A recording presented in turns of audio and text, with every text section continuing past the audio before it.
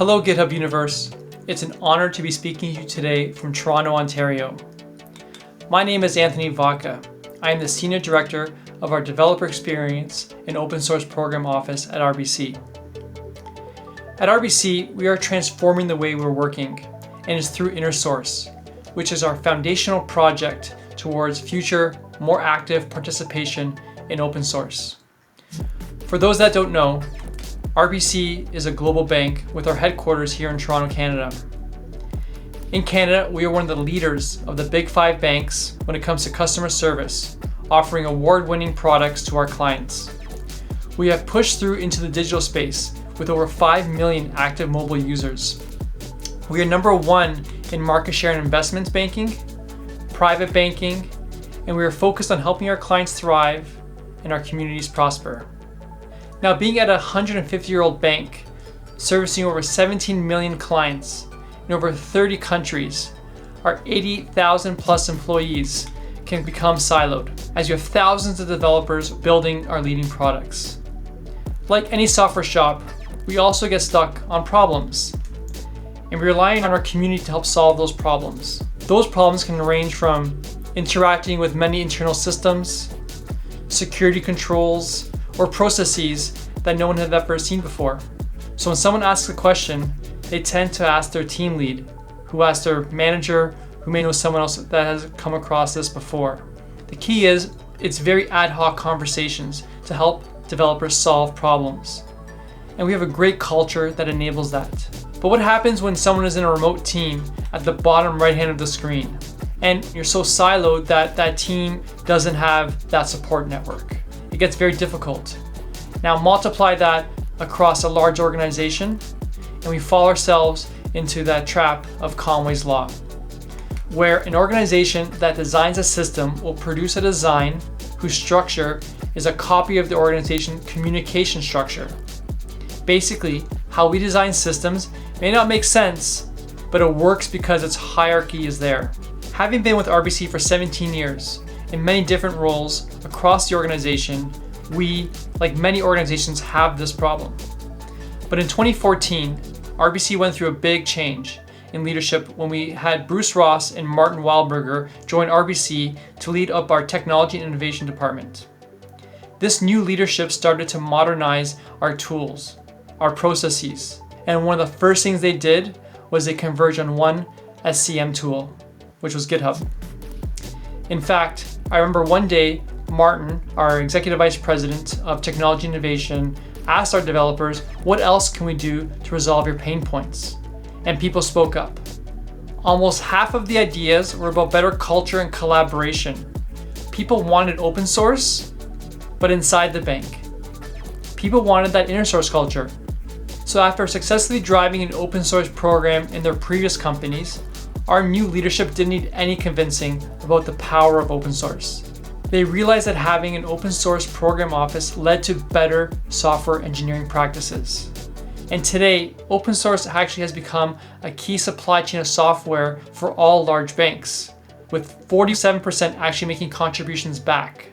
So at RBC, with the inspiration of the Linux Foundation, we came up with a 4-horizon approach to our strategy. First, we focus on InnerSource. We needed to work on standardizing our practices, build that culture of collaboration, code reviewing, our branching strategy, and so much more. We needed to bring that culture of open source inside the bank. Because if we can't work together inside the bank, how are we expected to work outside the bank? Now, because a key principle of InnerSource is code transparency, open source code is an obvious supply chain of software that comes into RBC. So our second horizon is using open source safely and respectfully. Since we consume so much open source, naturally we make enhancements, fixes. So Horizon 3 is about contributing back to open source projects. It is the right thing to do, and in some cases, the legal thing to do, but we actually want to give back because it doesn't make sense for us to decouple our software, upgrade, and then reapply our fixes. We want to give back to the open source community because it's the right thing to do and it feels good to be part of a thriving community. And finally, Horizon 4. As we build better, well-engineered software, we want to lead strategically and give back to the open source community where it makes sense. But it all starts with Horizon 1, where our goal was to make GitHub our software collaboration marketplace for our developers. Out of the gate, we could not make all our repositories public inside of RBC. Our security policies didn't allow it for two main reasons. The first being projects were built for a need-to-know basis. There was no central place people could build and collaborate on reusable software. The second constraint was all projects need an official owner. At a bank, we can't have orphan software. If someone builds something, it's got to have an official owner. So to solve this, we created an internal public InnerSource org with only 3 rules that we negotiated with our security team. The 3 rules are: number 1, there are no hard-coded usernames or passwords. This just makes sense and is proper engineering practices. Number 2 is no client identifiable information. We're a bank, we need to protect our clients. And number 3, no code will be directly distributed to production. If someone wanted to reuse a piece of code in our shared org, they'd either have to fork it, or what our recommendation is to package it and build it as a dependency. If you use the code, then you'd be responsible to maintain it with the rest of the community. So this org was the start. It was our big milestone to kicking off our program. And from there, it was fun. We started to engage with the community. We started to work on reusable projects that we thought everyone can benefit from. And through this, we actually defined what our culture means to us.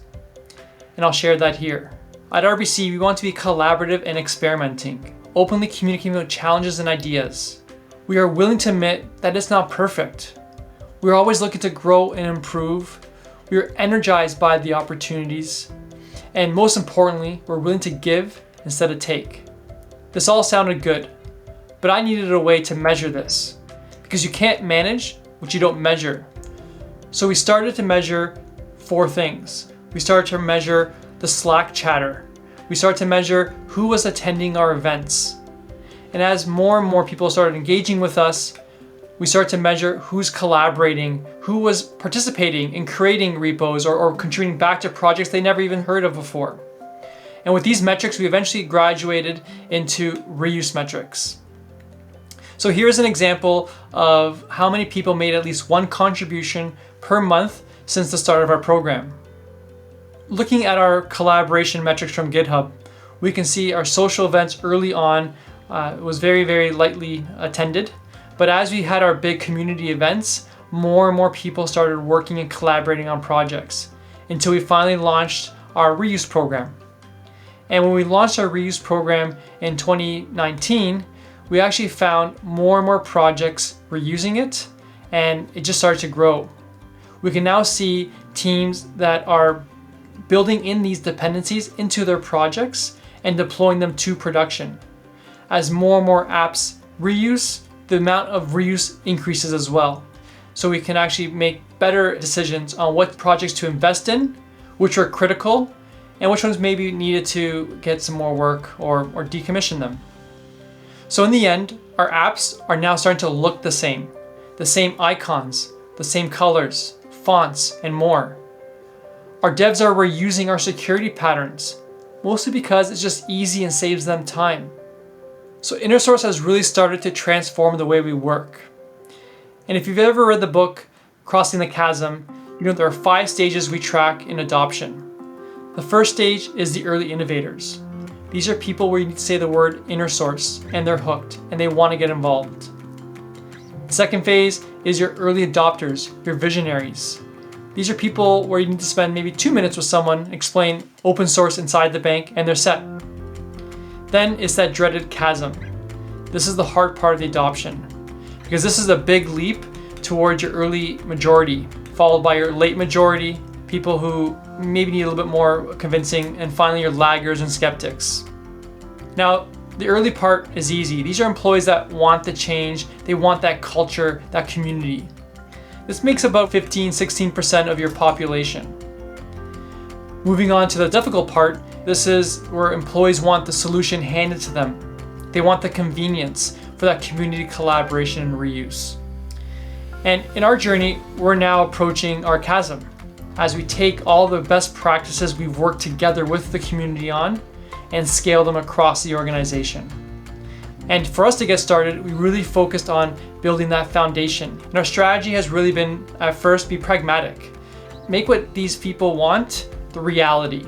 If people want the ability to do more code reviews or change their branching strategy, let's work with them to set all the foundational components and prepare to scale. As we're scaling now, we're starting to look at building a reward mechanism.